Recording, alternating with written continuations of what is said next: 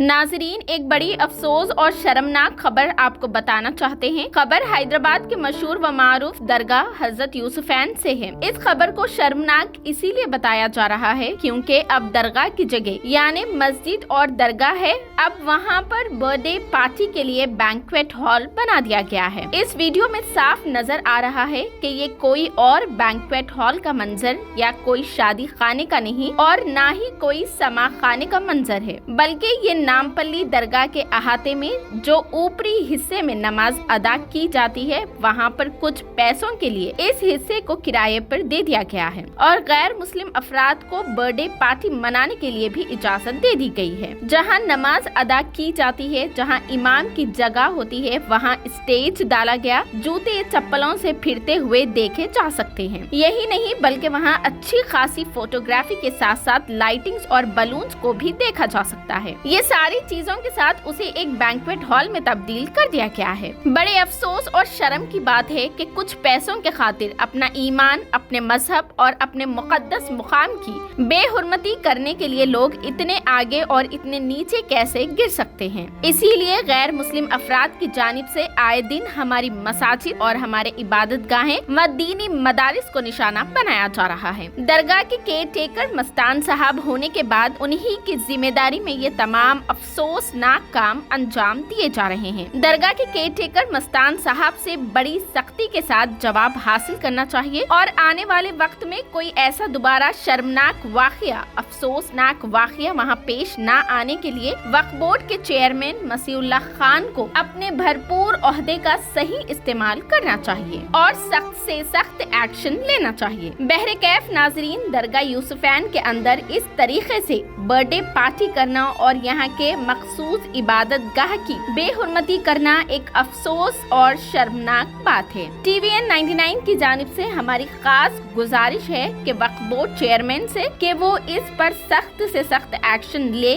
और दरगाह के अहाते का भरपूर जायजा करे।